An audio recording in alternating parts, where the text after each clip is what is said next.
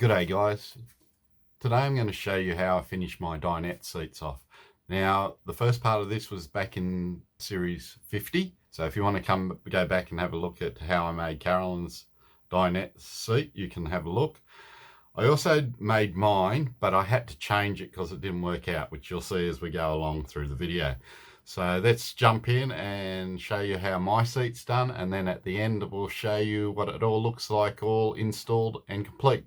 The only thing that won't be finished is the cushions for the seats and the backrest for the seats, so they've still got to come. But other than that, the dinette is up and running. So take a look at the video, and then at the end of the video have a look at how it looks. It looks pretty good. It's a special dinette. The seats do several different things which allow us to sit several different ways. So take a look and see what you think. Any comments below would be great. Otherwise, enjoy. Okay guys, I've decided to change the way I've got my seat after thinking about it a bit more and after actually building it. Even though this works good with the slide coming out, it's not giving me much space down the bottom. I can put stuff there, but not a lot, and when the slide comes out it's down a bit further than I'd like. So what I'm going to do is I'm going to remove all this section of aluminium that I've got here.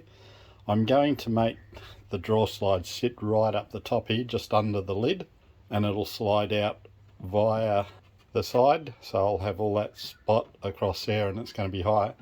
But then I'm going to make a drawer down below here which will slide out as well, which will give me more space.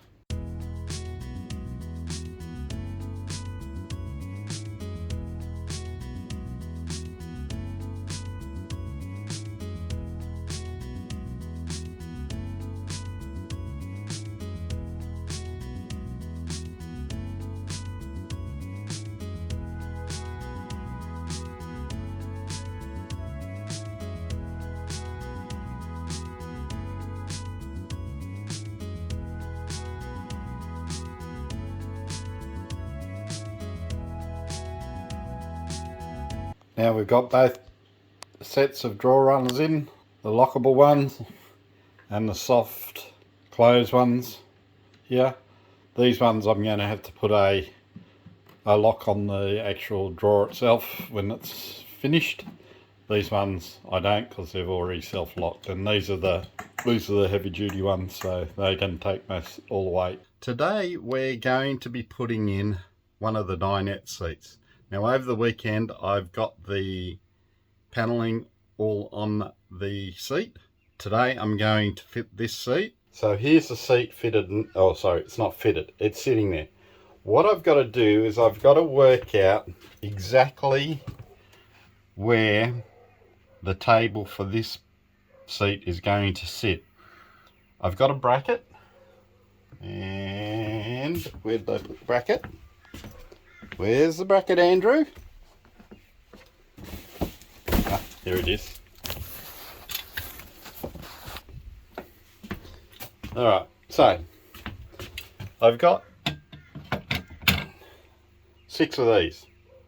It's going to be a table here, going to be a table here, and a table here. This table here will be the main table, right here. These 2 other tables will mainly be the backrest of this seat if you're sitting this way. Same with that one.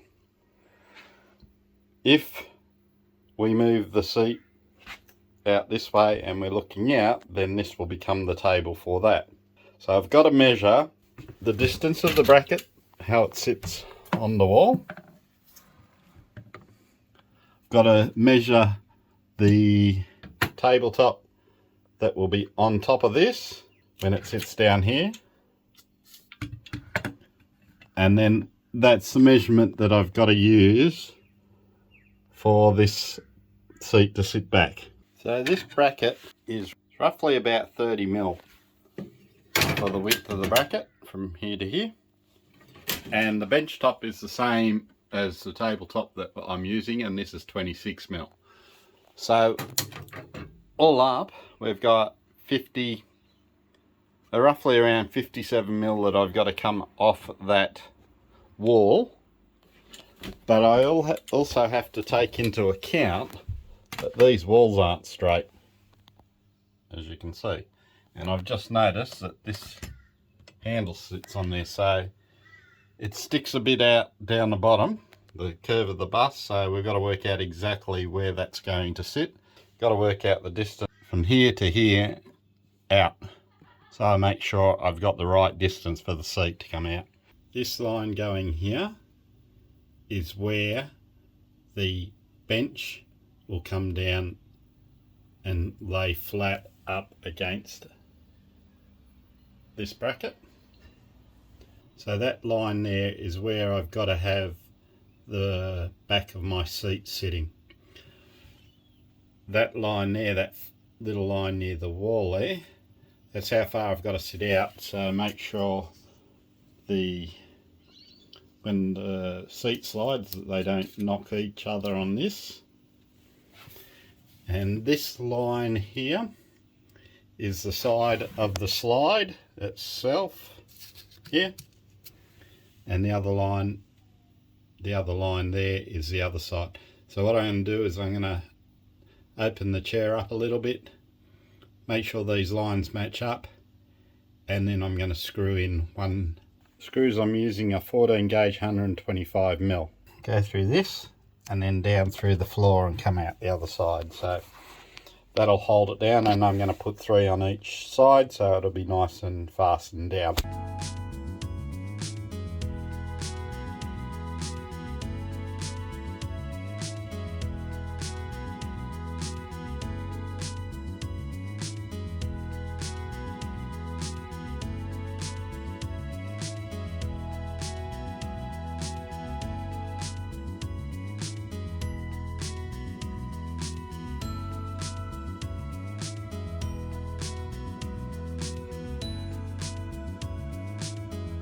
Good morning, guys. Well, today I'm working on getting the second seat in.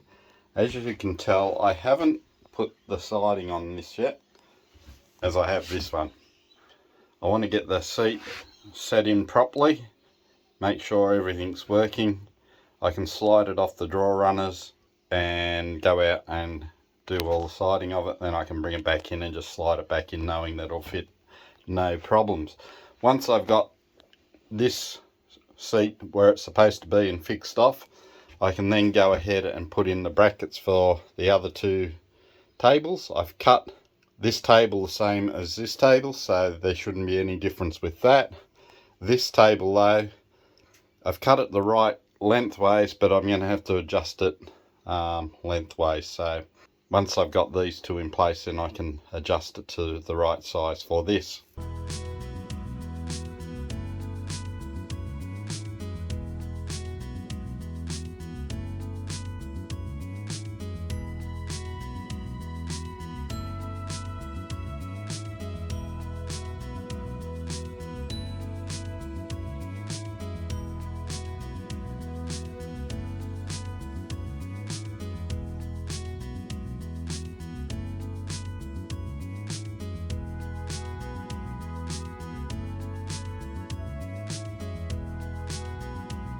Alright guys, when you're building a bus, one thing you've got to be good at is problem solving. You can do all the measurements and you can do all the preparation and you think you got it right, and still it goes wrong. Let me show you what I'm talking about. Alright, so I'm working on the dinette, as we know. I've cut the table for that side. I've also cut the table for this side, but of course the bus isn't square. We're not getting the cuts right.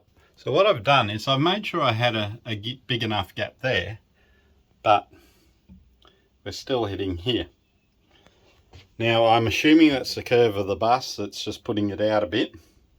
So what I'm going to do is I'm going to try, what I can do is I can move this one over. That's probably what I'll do. That'll be easier. because these tables aren't going to be up. Oh, they may be up together. They may be up when we've got these out. All right, I'll do that, I think. Good morning, guys. Well, I'm just working out some little teething issues, I guess you could say, or issues that I'm having with the seat. All right, as I showed you, I think when you put the seats in, the seats themselves work great. When you slide them out on the sliders, these sliders that come out from here, when you sit on it, the chair at the back goes down and it hits the chair goes down and it hits the floor. Now, it's all right while it's just a plywood floor, but once we get some sort of flooring down, we don't want that happening. So what I first did on this one here, I just cut a section of this off and thought that would help, and it did, but the chair just went down further. So what I've done is I'm doing the same on this side. So I've cut down this section of the faceplate on the side of the chair, and I'm doing the same on the other. So I'm taking it's just over 10 mil off all the way down, and then what I'm doing is I'm putting these casters on the back of the chair. So basically, when the chair slides out, once it starts to sag, it'll use these to roll on, so it won't sag anymore and it won't cut into the floor when it goes down. The other solution, which I might need your guys' help with, is these. Of course, I had to shorten the length of the draw runners I was getting because I couldn't slide it all the way back because the cushion was in the way. I had to go smaller ones. Thus the draw locks are under here, and it makes them really hard to get to. So I've got to work out some way that I can push both these down at the same time so I can slide it in and out. Probably a little lever on the other side with a bar coming across that can push down and up. So I've got to work that out, but if anybody has any ideas on how I can sort that issue out, that would be good.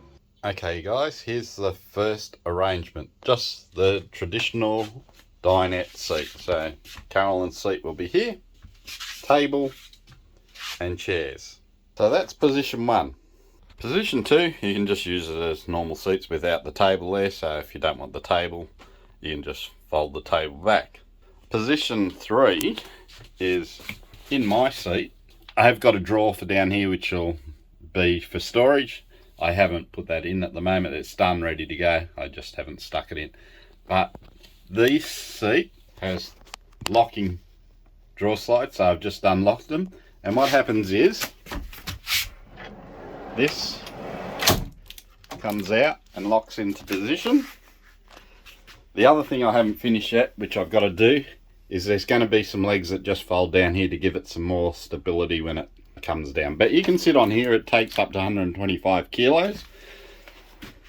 So when the cushions are done, there'll be a special cushion made for this to equal at the same level as the other cushions. You can sit down, it's a bit hard to see, but you can sit down on here. But this then makes it a couch. When all 3 cushions are along there, it'll be a couch. So that's position 3 basically. And we can also use this section as bed. Okay, it's 600, just under 600, 600. So, I mean, if you're not 6 foot tall, you'll be fine. But at least we've got the option. If somebody drives up one night and they're too tired to drive home, they can sit here or they can lie here. So there's a bed situation too. Position 4.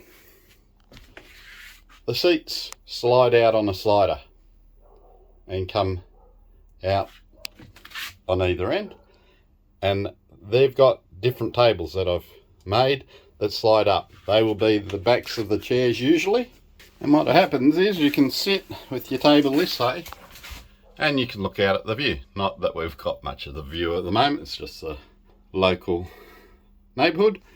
Carolyn can sit there and look at her view as well. So that's position 4, and this is the way that will probably sit when we're at a view. If we're parked up next to a beach or a river or something and we want to sit and look at the view, we can sit this way.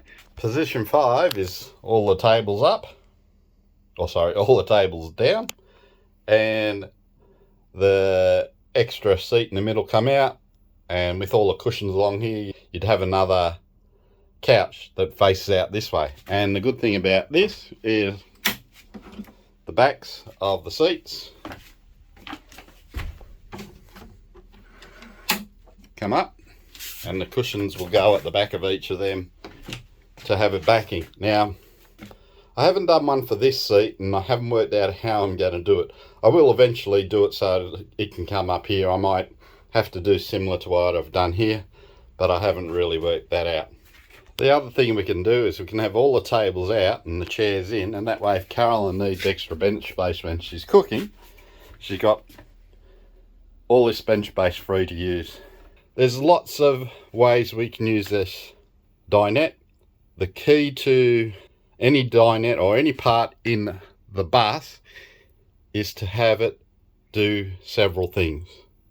The other thing I didn't mention, Carolyn seats come up and we've got all that storage under there as well. So the dinette does a lot of different things, which is, it's taken a long time to work it out. I've still got a little few things to do, but other than that, the dinette's pretty much done. So we're both really happy with how it's turned out. It's been a lot of work, a lot of thinking gone into getting it right, but it's working now, so we're happy about that. All right, guys, I'm going to leave it there for this week. Sorry it's a bit late this week. It's been a busy week. If you have any comments, don't forget to leave them down below. And if you like our videos, don't forget to give it a thumbs up. And don't forget to subscribe. So once again, guys, hope your build's going well. And for this week, we'll call it quits and we'll see you next video. All right, guys, see ya.